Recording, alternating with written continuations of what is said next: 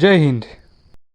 Hello' মানুহবিলাকক স্বাগতম মোৰ অন্য এটা ভিডিঅ'লৈ। আজি ভিডিঅ'টো হ'ব যে আছে পুৰা ধামাকা, আৰু ধামাকাটো এইকাৰণে হ'ব যে আছে আজি ইফালে 15 আগষ্ট আৰু মানে অগ্নিবীৰৰ যিবিলাকৰ ফিজিকেল হ'ব যাই আছে 19 বা 20, 21, 22 যাৰ যি তাৰিখত আছে সেইবিলাকৰ কাৰণে এটা ধামাকা ভিডিঅ' আৰু বেষ্ট মটিভেশ্যন ভিডিঅ' হ'ব। আৰু আমাৰ মানে দাহি ষ্টেডিয়ামত কেনেকুৱা চলিৰ তাগ্ৰা হৈ আছে তাকে আপোনালোকৰ আগত দেখাবলৈ চেষ্টা কৰিলোঁ, আৰু আপোনালোকে ভিডিঅ'টো কেনেকুৱা পালে চাই কিনে জনাব। আৰু অসম পুলিচৰ কাৰণে আমাৰ দাহি ষ্টেডিয়ামত পূৰা প্ৰেক্টিচ চলি আছে, আৰু যদি আপোনালোকৰ ভিডিঅ'টো আমাৰ ওচৰে পাজৰে ক'ৰবাৰ পৰা চাই আছে, মঙলদৈ ওচৰে পাজৰে বা শিৱসাগৰ ওচৰে পাজৰে চাই আছে, তেতিয়াহ'লে আপোনালোকক দাহি ষ্টেডিয়ামলৈকে নিমন্ত্ৰণ জনালোঁ।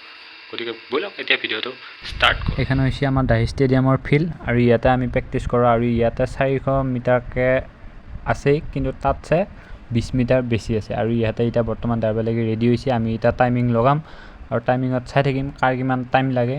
এয়া বঢ়িয়াকৈ আৰম্ভ কৰিলে দাইব লাগি অগ্নিবীৰৰ চলি। আৰু অগ্নিবীৰ বুলি কোৱাৰ লগে লগে চবৰে মনত এটা জোৰ আহে, আৰু অগ্নিবীৰ নামে হৈছে বীৰ। গতিকে ভিডিঅ'টো সম্পূৰ্ণকৈ চাব।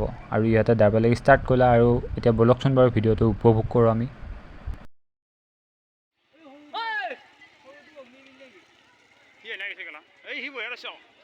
অগ্নিবীৰ বুলি কোৱাৰ লগে লগে ৰানিংটো ইমান ধেমালি নহয়, আৰু তাৰমানে ফাৰ্ষ্টতে গ্ৰুপৰ পৰা ওলাই ল'ব লাগে, সঁচা কথা।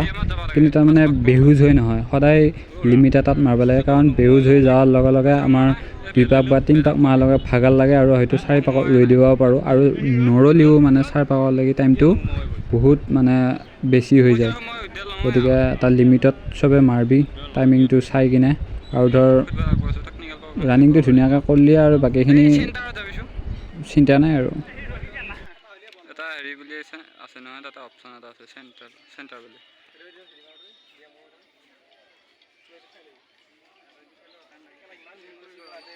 এই চা টাইমটো দেখাব কিমান লাগছে।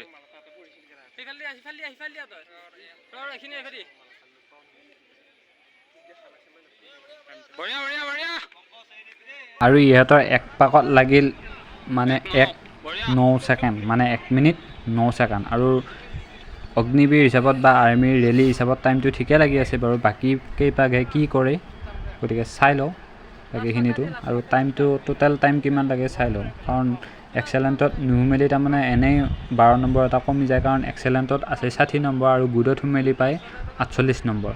গতিকে 1 ছেকেণ্ডত ধৰিও মানে গুডত সোমোৱা যদি মানে 12 নম্বৰ এটা কমি যাব পাৰে। সেইকাৰণে এক্সেলেণ্ট মাৰিব লাগে, ট্ৰাই কৰিব লাগে। আৰু এইটো দেখিছেনে বাৰু, বগা পিন্ধি আছে যি সি, তাৰ নাম হ'ল পংকজ। আৰু ই ধুনীয়া টাইমত মাৰি আছিল, আৰু সেইকাৰণে ভাবিলোঁ আজি 15 আগষ্ট হিচাপে ভিডিঅ'টো কৰি লওঁ, আৰু ধৰ টাইম কিমান লাগি আছে একদম লাইভ স্পটত সেইটো বস্তু চাওঁ। গতিকে ৰানিং বাৰু ভালে কৰি আছে, ই বেয়া কৰা নাই, আৰু এটা আশা আছে কাৰণ ই এক্সেলেণ্ট মাৰিব বুলি।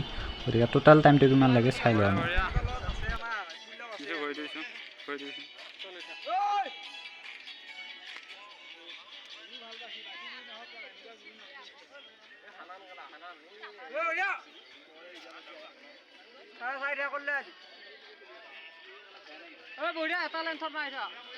আৰু বৰ্তমান লাগিল 2 পাকত ইহঁতৰ 2 মিনিট 22 ছেকেণ্ড। গতিকে টাইমটো ঠিকে লাগি আছে।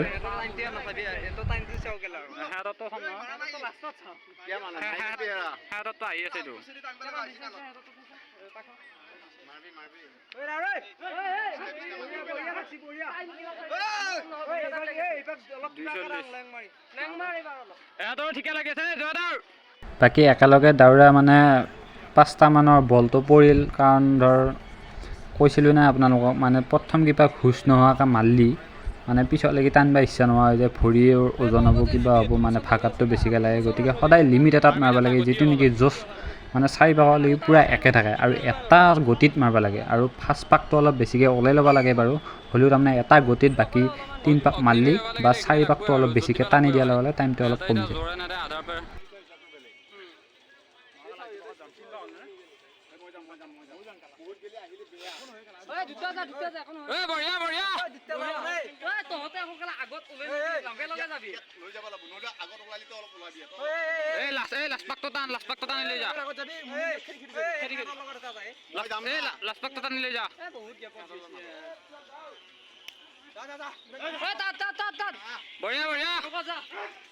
আৰু ইহঁতৰ 3 3 পাক কমপ্লিট হৈ গ'ল আৰু 3 পাকত লাগছে 3:45 গতিকে 5 মিনিটৰ আগত ইয়াত সোমাব লাগে গতিকে কি হয় বাৰু চাই লওঁ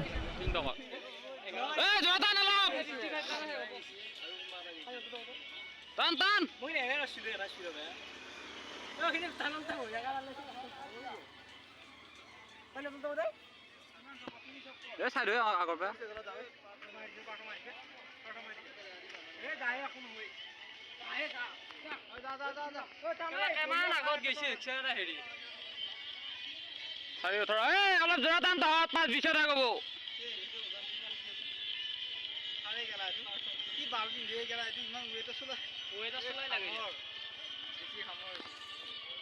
ইহঁতে কিমান মানত ঠাই হ'ব কৈছোঁ কিমান লাগছে এতিয়া 55 নালগে যদি টানে এইখিনি জোৰা টান জগদি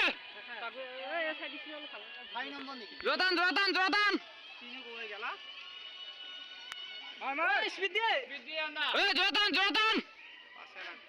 বঢ়িয়া টান আৰু টান এইখিনি জোৰা টান